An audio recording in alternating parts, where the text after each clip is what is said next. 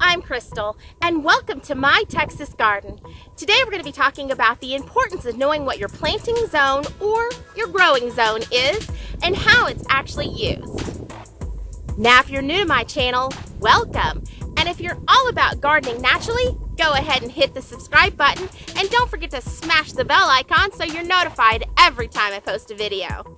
So what is a plant hardiness zone? It's a system that was developed by the Department of Agriculture that is geographically divided into 13 zones by their average minimum extreme temperature. It was designed to give gardeners and growers a rough idea of what perennial plants would thrive in their area.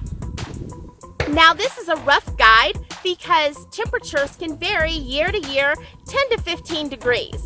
Now, growing zones are for perennials only and actually do not apply to annual plants. Not too sure the difference between an annual and a perennial? Annuals are plants that are planted into the ground and only grow for one season. Then they die back. Perennials are plants that are planted into the ground and they come back year after year after year, and most go through some sort of dormancy during the winter months. Now let's take a look at some examples of perennial plants. Peach trees. Now, peach trees are best suited for zones 5 through 9. The reason they're not suggested for zones lower than 5 is because they do take a long time for the peaches to ripe on the tree, meaning they need a very long grow season. And the other reason they're not rated for zones higher than 9 is because they need a certain amount of chill time or chill hours. Now, chill time happens when the temperatures drop below 45 degrees, and each variety of peach tree is different in the amount of chill time they actually need. Some varieties require 400 hours of chill time, where other varieties require 750 hours of chill time. So just know your variety and know their required chill time needed. Lemongrass. Now, lemongrass in 8B and higher can be grown as a perennial in the ground in your garden. Now, I am zone 9A, and at first frost, all of my lemongrass outside will die back. I mean, it dies back to the dirt. But as soon as the weather starts warming up, it bounces right back. That's because our winters don't get cold enough to actually kill the roots under the ground. Now, if you live in zone 8A or lower, lemongrass can actually be grown in your garden as an annual. However, if you want to grow it as a perennial, simply put it in a container and move it in during the winter months. These actually grow great in big containers. Fig trees. Now, they can grow in zone 6 and 7 in the ground, but they'll have to be protected during the winter months. Now, if you're in zone 8A or higher, you can actually grow your figs unprotected all winter long. In fact, some varieties will actually grow fruit twice in 1 year. Manda.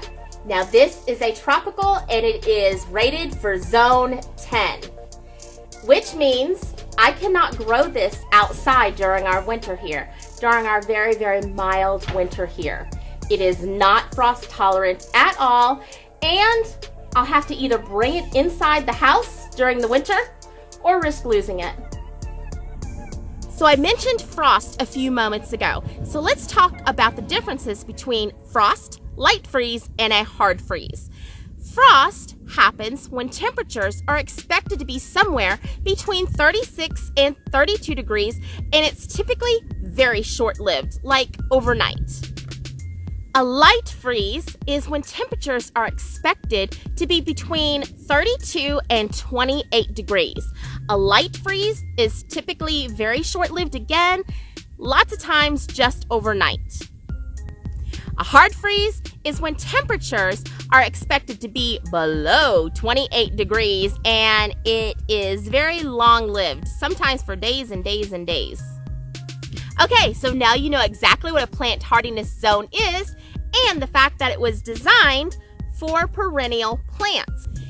Now, with all that being said, I know that I said that the plant hardiness zone was actually designed for perennial plants, but I like to use the knowledge of my growing zone and my average minimal temperature in planning for my winter garden.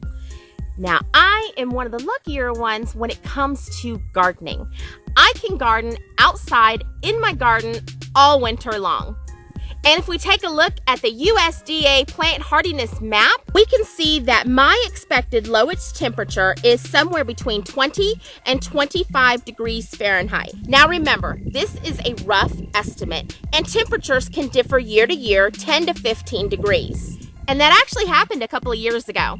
We had a very strong winter where we actually dipped into the high teens. We had snow and we had ice on the ground for days. We had a couple of days that our temperatures did not get above 25 degrees.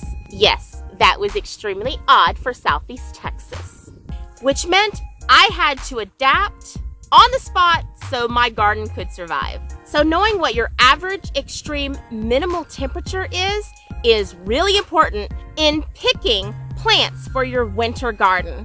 And we'll talk about that in the very next video. I'll let you know what I have planted, what I'm planning on planting, and the timeline that I'm planting the things here in my winter garden. But I feel like knowing exactly what your planting zone is and what it was designed for is so important that it deserved its own time in its own video. And that's where we're gonna stop this video today.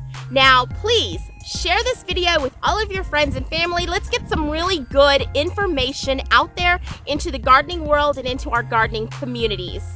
I hope that you enjoy this video, and I hope that you found it very informative. And if you did, please give me a big old thumbs up. And if you haven't done so already, go ahead and hit that subscribe button. And don't forget to smash the bell icon so you're notified every time I post a video. And until we talk again, y'all be blessed. Bye now.